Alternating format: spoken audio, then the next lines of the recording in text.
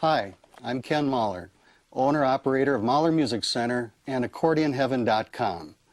We're located in St. Paul, Minnesota, just off of West 7th Street, which is also known as the Gateway to St. Paul.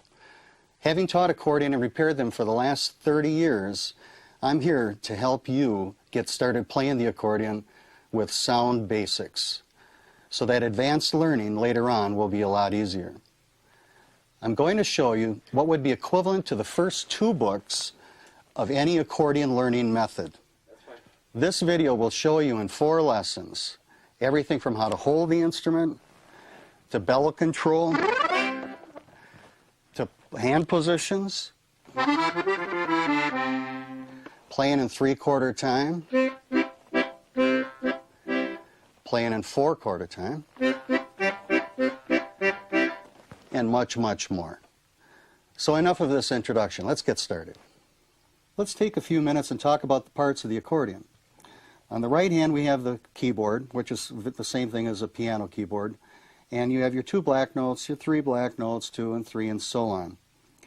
You also have tonal switches on the right hand grill, which I'll come back to in a minute and explain what that's about.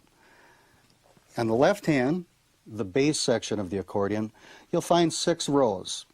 This row, and so on. This outer row here is called the counterbass row. The next row in is called the fundamental bass row. Between the two, you can do a variety of things. One is play a scale.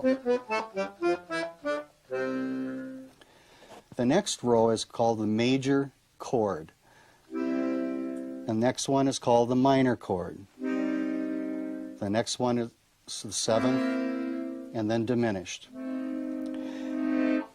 And inside this part of the accordion, there are mechanisms in there that when you press one button, such as the major chord, inside there are mechanisms that lift up 3 pads. And when they lift up those 3 pads, they create what we call a chord. And that's why it's called the major chord. And when you go to the minor, it'll change one of the notes in that chord to create that. And the 7th, they'll change a little bit more, and so on. Moving over to the left-hand bass strap, you'll find that the hand will go through that and rest between that and the bass plate of the accordion. At the top, you have a wheel that loosens and tightens the accordion strap. As how tight it should be is an individual preference, but my recommendation would be that if you open your hand like this and pull it away, there should be about a 1/2 inch space between your palm and the bass plate, and then that should allow enough room for movement up and down. The center of the accordion consists of bellows, and these are held together with these bellow snaps when you're not using the accordion, and they're located at the top and the bottom of the instrument. Going to the right hand of the accordion, if you look on the grill, you'll see you probably have some tonal switches there. You might have 2 switches, 3 switches, 7 switches, up to 14 switches. What they do is change the tone of the right hand on the accordion. If you have only, let's say, 2 switches, which would be what we call an entry-level accordion, you would have what is known as a middle reed and a low reed. A middle reed would be called a clarinet reed, and it sounds like this. If you have a low reed, it's a bassoon reed, and sounds like this. And what they are is an octave apart. You might have a 3rd switch, which will play both together.